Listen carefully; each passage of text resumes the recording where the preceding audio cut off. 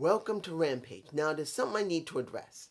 Now, a subscriber, or not a subscriber, tried to comment on my video from Impact Wrestling and it was removed. I hate when that happens. I didn't remove it. But I did leave a general message with the person's name there saying what I felt. Now, I just hate where YouTube works when it comes to comments. Now, it's very rare for me to ever delete a comment which I think either is not good for everyone else, not good for me, and I tried to talk to the person beforehand, but if it's someone who doesn't care, it's very rare for me to ever delete them. I leave them up. As you guys know, I don't delete messages. I don't delete any comment. That's just not me. But when it comes to something like this, it angers me. I'd rather see that person's comments stay up. And the way they spoke, and this is the reason why I'm bringing this up, because I want to say this. When they said, hey, why are you always talking about Impact Wrestling and their ratings? Why don't you talk about AEW? What's wrong with you? You're just someone who just cares only about AEW? No. As I left in the comment, the general comment for Impact Wrestling, you're talking about a 2-year company compared to nearly a 20-year company. And there is a difference. ROH, Impact Wrestling, now AEW, MLW, HOG, which is House of Glory, the House of Hardcore, GCW, and any other company that exists, they have the same thing. It takes between 3 to 5 years to really establish themselves, and people can truly trust them, especially if they're on a real network. So when it comes to AEW, I'm not exempting them, but I know they're not going to get very far because they only been in the business 2 years and a couple of months. That's the reason why I'm more harder on Impact Wrestling, because they've gone through how many networks? They had their first network in Spike, Destination America, and Access TV. And now they're owned by Anthem as well. They've gone through 3 networks, and now they've been bought out by another company. I have the right to scrutinize their ratings because, very clearly, doesn't make a difference. If not everyone in that network watches in 50 or 100 million, you should have more than 100 or 200 or 300,000, at least something. 75 or 79,000? Does not mean to go out of business, but it is true that perception is everything. Podcasters like myself and who are really popular can give them some traction and help people to watch them more in the networks. But if they're not looking good, not many people are going to watch them, no matter how good they are. And even if they don't ever go out of business, people will never see them. Now, here goes Rampage. A decent thing. Wasn't bad. The opening of the show, and this is what I'm probably going to put for the I cannot believe that Billy Gunn, he's older than me. He's nearly 60 freaking years old, and supposedly he's still a bodybuilder. And the guy doesn't look his age. Yet in the face, he looks his age. His body does not. He still moves around like someone who's in their late 30s, early 40s. The guy is nearly 60. And he still sells well. Once he was working with Darby Allin, I say Darby a lot of times. Darby Allin, he basically threw him around like a rag doll. But he did sell for him. And admittedly, yes, it looked really awkward when he finally got pinned by Darby Allin. But you got to understand, Darby Allin's a pillar. They're setting him up to be one of the people that will eventually become a world champion. They can't make him look bad to a Billy Gunn. I'm just saying. But you know, I got to say this.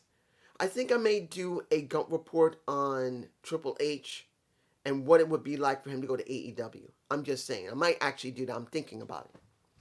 Now, Jade Cargill versus Red Velvet. A semi-final match, or a quarterfinal match. Not semi, quarterfinal match of the TBS Championship. Now, I knew this was going to be a very interesting match.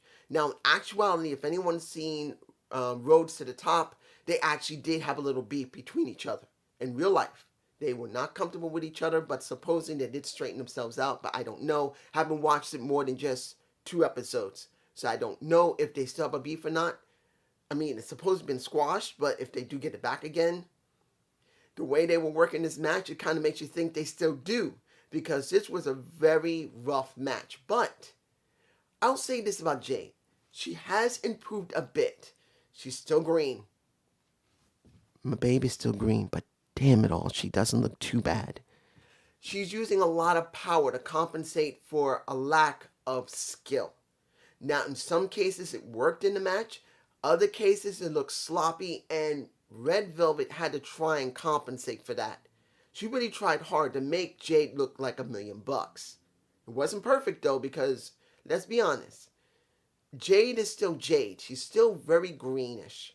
She needs more time. Only being in the business 1 year, not counting the time when she got trained, what amount of training she's gotten. She might have only got maybe 4 or 5 months of training, or 3 months, or a month or 2. Whatever she's done, she's not 100% bad. She's a great athlete, but she's still green. I didn't expect her not to win. I would have been surprised if Red Velvet had won that. I would have been. Because she feels, yeah, Red Velvet could become a champion, but compared to Jade, it doesn't feel like it's her time. I'm not saying that Jade will win the TBS title. I'm just saying for her getting to the end as one of the bigger women there, she had to. If she didn't, then it's going to look bad for the company, because honestly, as much as people are saying that AEW has great women and is building, if you look at the 3 companies, WWE, AEW, Impact Wrestling, no matter, even though I criticize them, remember what I'm saying, guys, I criticize Impact for not very good booking. They have been always booked. Yes, they have some good ups, but a lot of times they have booking that is incredibly questionable. Wrestle House 2, that's one of them. Not saying that it can't be entertaining, but it's still questionable. But I cannot question that the true innovator of women's wrestling, having the first pay-per-views for real women, has been Impact. The women have been booked better than anyone other than NXT, which took over the spot for Impact, because let's be honest, Impact was not booking their knockouts 100% well. But now that they've fallen off the ledge of the mountain, Impact is still it. Impact is it, especially with Mercedes Martinez. So I can honestly tell that Jade Cargill is going to be a pillar, even if she's not ready yet, because she has the look, she has the strength, and they are booking her there. Even if she doesn't win the title, it's a good showing. Now, finally, we had Adam Cole and Bobby Fish versus Luchasaurus and Jungle Boy. Standard match. It wasn't bad. It wasn't good. It was fine. Luchasaurus is still hot. Luchasaurus is hot. I wish they go somewhere with him, but they still have him with Jungle Boy. He needs to be on his own eventually so he can move up, because it is obvious how hot he is. But the company has, who do we have? We have Jungle Boy Jack Perry. He is the one they want to push. Now, he has something. I don't believe it's all there yet. That's one of the reasons why he has not won a title, and he has not gotten anywhere into the main title scene, which is fine with me. Let him be there, let him be spotlighted, but as long as he doesn't go for the TNT, I'm about to say TBS, TNT and world title, let him keep building up into it. And I will say, when the interview happened, he did talk more. He didn't sound bad. I think due to the fact of Christian being there, that is a good influence. I'm hoping it's helping him with his promos. That's what I believe. Now, he did win against Bobby Fish. He was the one who did the snare trap on him. He did. And I'm not surprised. Bobby Fish is a jobber. He's a jobber. That's why he's brought in to work with Adam Cole, to job for him, to make sure that Adam doesn't look bad. But it does still spotlight it. I don't want to make him sound like crap, Bobby Fish, because the guy's got something. Not only does he have great ability, he has a certain look. If anybody remember the Vaudevillains in NXT, when it came to the, I can't remember who was working with Aiden English. I can't remember this guy's name, but they had a certain look. That's what Bobby Fish has. He has that old style look. Well before the 40s, the 30s, like in the early turn of the century, like one of those guys who was that muscle guy that you saw at the carnies. That's the look he has, and that's the thing I think they could play into eventually if they push him. But this is just me, and I hope you enjoyed this Rampage review. Please give me a comment below. Have a good day. Have a good night.